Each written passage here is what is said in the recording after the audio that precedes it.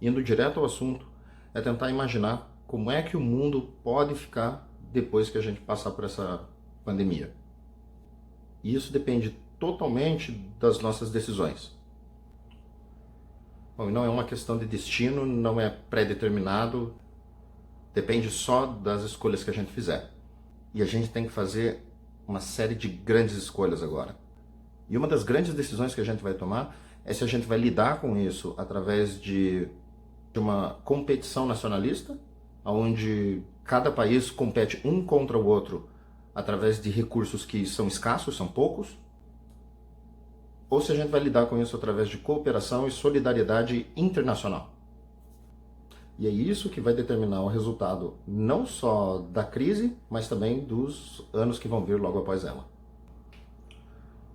E aí cada país vai decidir isso através do poder que quer dar para algum ditador ou alguma autoridade poderosa, ou se vai lidar com a crise empoderando os cidadãos, ensinando freios e equilíbrios democráticos. E o que a gente vê são países usando técnicas bem diferentes. E esse jeito de lidar com as coisas é o que é usado ao longo dos anos e nas últimas semanas. Mas nas próximas semanas, esse é um ponto crucial da forma como as coisas serão decididas daqui para frente. E seja lá o que for que venha depois disso tudo, é como uma festa e depois que a festa acaba. E tudo que sobra, ela vai aos pratos da festa. Ou seja, agora eles estão distribuindo trilhões de dólares.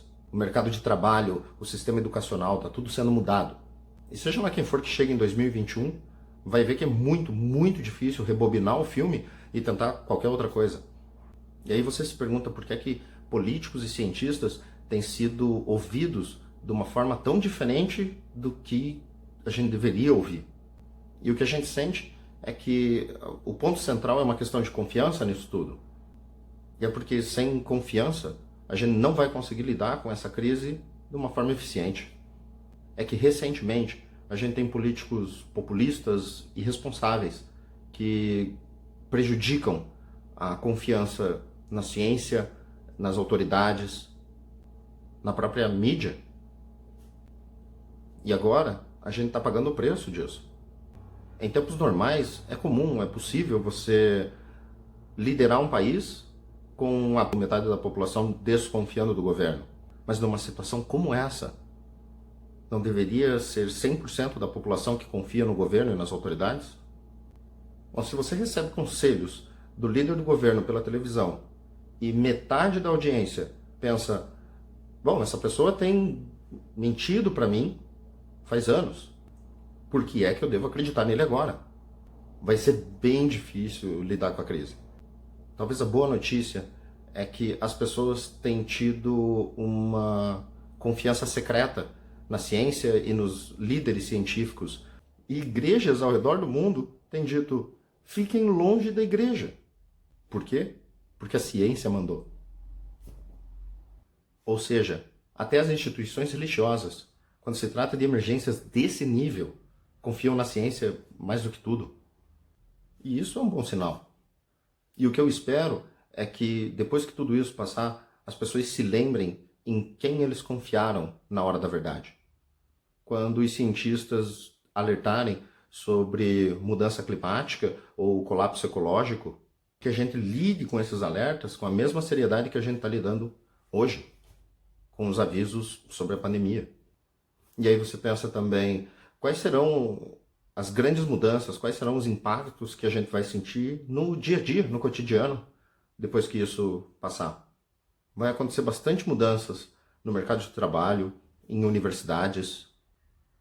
Se algumas universidades forem para o mundo online, o que vai acontecer é que vai mudar totalmente a atmosfera social para os estudantes.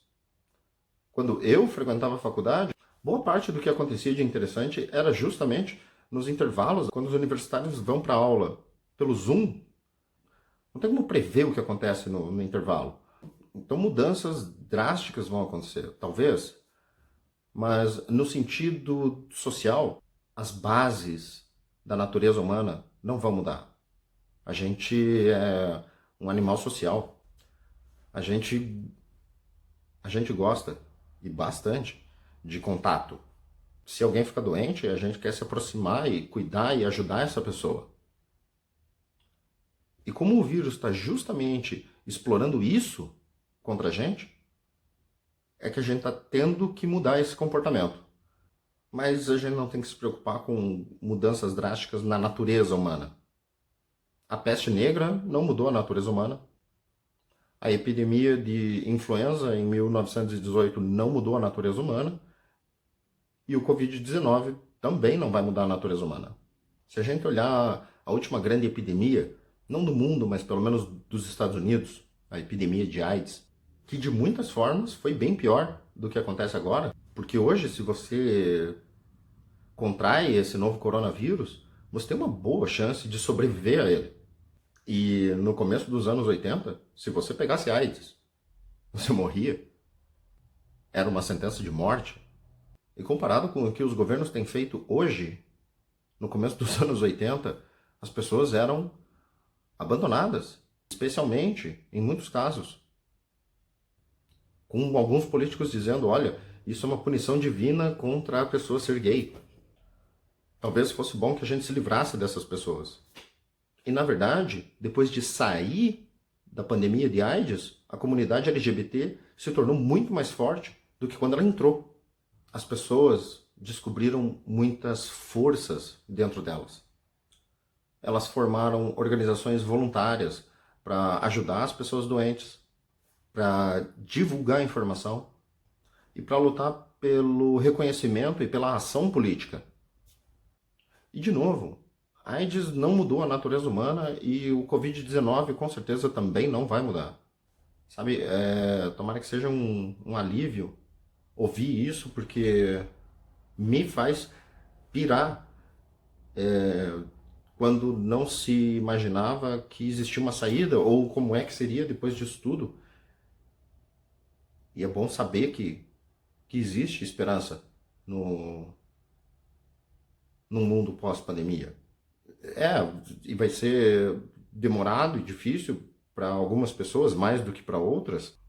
E mesmo com essa dificuldade toda, sabe, é a primeira vez que a humanidade tem absolutamente tudo para superar essa pandemia. Acima de tudo, a gente tem um bom conhecimento científico do que causa a doença e como impedir que ela se espalhe. Durante a peste negra, o maior problema era a ignorância. Milhões de pessoas morriam ao teu redor e ninguém sabia por quê ou o que podia ser feito. A Faculdade de Medicina de Paris, a Universidade de Paris, o melhor palpite deles tinha a ver com a causa ser a posição astrológica do Sol. E esse era o melhor palpite deles. E muitas pessoas achavam que era punição de Deus e que o melhor a ser feito era ir para a igreja e rezar pelo perdão divino. Ninguém fazia a menor ideia de que o patogênio era um trocinho minúsculo na garganta da pulga do rato.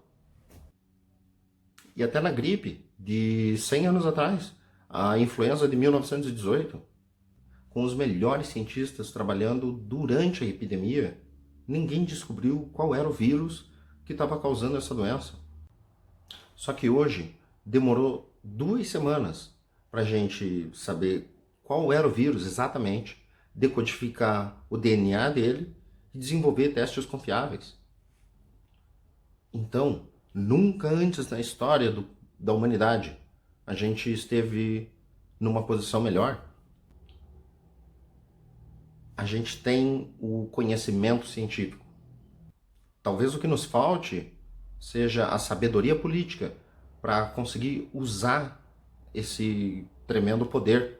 O que nos falte seja politicamente uma cooperação internacional e solidariedade global.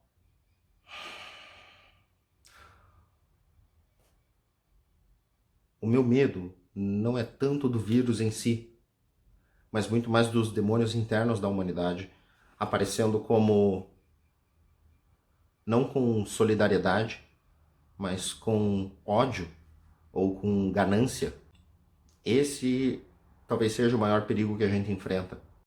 No G7 foi o presidente Obama que assumiu a liderança para promover as discussões internacionais durante a crise do Ebola. E diferente disso, hoje em dia o presidente dos Estados Unidos não está muito interessado em fazer a mesma coisa. E aí você se pergunta quais são os outros líderes mundiais que a gente pode procurar por liderança, ou se é que isso é algo que vai acontecer. E com presidências assim, faz parecer que não tem adulto na sala. E a gente não consegue formar um plano global para o campo da saúde e com certeza para o campo econômico. Muitos países se preocupam apenas com os seus próprios interesses e acabam competindo entre si por recursos que são escassos, como equipamentos médicos. Como, por exemplo, na epidemia de Ebola ou na crise financeira de 2008, você dá um passo à frente e toma a liderança para juntar países suficientes para prevenir o pior resultado possível. Hoje, os Estados Unidos abriu mão do papel de líder mundial e diz: eu não quero esse trabalho, eu só me importo comigo. E quando você olha a responsabilidade pela epidemia dos Estados Unidos dentro da própria casa deles, talvez não seja uma coisa tão ruim assim que eles não sejam os responsáveis globais. Porque eles estão se saindo bem pior do que qualquer outro país. E isso não é só comparados com a China ou a Coreia do Sul, como com frequência, mas também comparados com a Nova Zelândia, com a Grécia. A Grécia está fazendo um trabalho incrível em conter a pandemia. Se eu tivesse que escolher hoje entre Estados Unidos e Grécia para liderar uma resposta a essa pandemia global, com certeza eu escolhi a Grécia. E talvez isso seja um pouco deprimente. E também existe a questão dos smartphones e governos fazendo uma vigilância. Será que isso é bom ou ruim para a humanidade? Pode ser bom, mas a gente tem que ter muito cuidado com isso. O que a gente está vendo é a vigilância em massa entrar pela primeira vez nos países democráticos. Esses mesmos países que antes criticavam e rejeitavam essa vigilância. E a outra coisa que a gente vê é que a vigilância passou a ser de fora do ser humano para dentro do ser humano. E a diferença é que uma vigilância externa pelo governo ou por uma corporação é observar e monitorar aonde você vai, o que você compra, o que você assiste na TV. Mas a vigilância interna, ela começa monitorando a tua temperatura do corpo, tua febre, a tua pressão sanguínea. Mas no fim da história, ela domina o monitoramento das tuas emoções, como você se sente em cada momento. Mas não se trata apenas de saber quando dói ou quando você tosse, mas sim todos os teus sentimentos, todas as tuas emoções a qualquer momento, que são fenômenos biológicos tão fáceis de identificar quanto uma gripe. Mas conhecer as nossas emoções, os nossos sentimentos, a qualquer momento, e tão fácil quanto saber os nossos fenômenos biológicos, como gripe, como resfriado, como nossa temperatura, como nosso resfriado. Ou seja, se você tem um sistema que consegue dizer se alguém está doente, esse mesmo sistema consegue dizer como essa pessoa se sente em absolutamente todo momento. Então é fácil imaginar que em 10 anos, numa Coreia do Norte, cada cidadão usa uma pulseira ou coleira biométrica e quando for assistir um discurso do grande líder, eles assistem o que acontece no corpo dessa pessoa. Aí você pode sorrir, você pode bater palma, mas se você estiver bravo, eles vão saber. Porque você não tem controle do que está realmente acontecendo no teu corpo. E isso não é ficção científica. Isso já é uma tecnologia do dia a dia. E essa pandemia do novo coronavírus pode ser o evento que torna a vigilância interna pelos governos algo aceitável.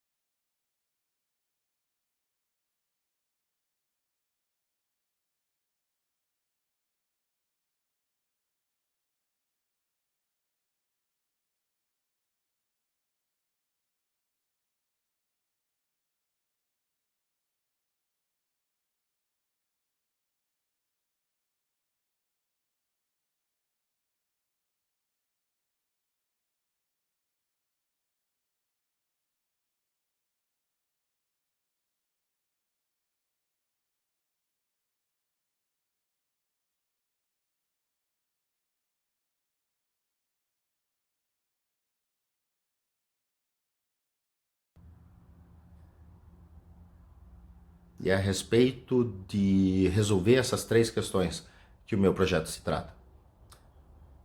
Então dê uma olhada no projeto Avatar Capital.